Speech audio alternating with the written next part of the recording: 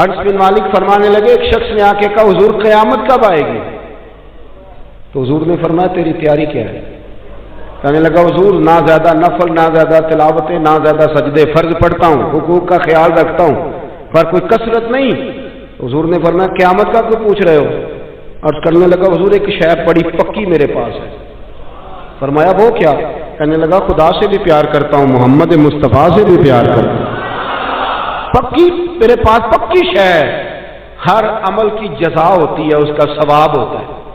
حضور نے ثواب بیان کیا، ثواب نبی پاک نے بیان کیا۔ حضور فرمانے لگے رب رسول سے پیار کرتے ہو؟ یا رسول اللہ ہاں۔ حضور رزلٹ کا اعلان کرنے لگے، صحابہ کہتے ہیں کان کھڑے ہو گئے۔ نبی پاک فرمانے لگے سن پھر، تو جس سے محبت کرتا ہے نا، قیامت کے دن اس کے ساتھ مل کے جنت میں جائے۔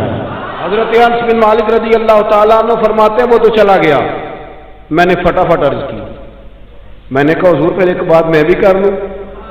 تو حضور نے فرمایا کرو۔ عرض کی حضور مجھے خدا سے بھی پیار ہے، مصطفیٰ کریم سے بھی پیار ہے، مجھے ابو بکر سے بھی بڑا ہی پیار ہے، مجھے عمر سے بھی بڑا پیار ہے۔ تو حضور فرمانے لگے انس کوئی مسئلہ نہیں، چاروں مل کے اکٹھے جنت میں جائیں گے، اکٹھے جائیں گے انشاءاللہ تعالیٰ، اکٹھے جائیں گے۔ حضرت انس بن مالک اب حضرت انس بن مالک رزلٹ سناتے ہیں، فرماتے ایک اس دن خوشی ہوئی تھی جس دن کلمہ پڑا تھا، ایک اس دن خوشی ہوئی جس دن مدینے والے رسول مدینے میں آ گئے، اور ایک اس دن خوشی ہوئی جس دن نبی پاک نے فرمایا جو جس سے پیار کرے گا جنت میں اس کے ساتھ ہی مل کے داخل ہو۔ آؤ کبھی کبھی نا فضائل سنا کریں نبی پاک کے، رات کو نا سرکار کی شانیں سن کے سویا کریں۔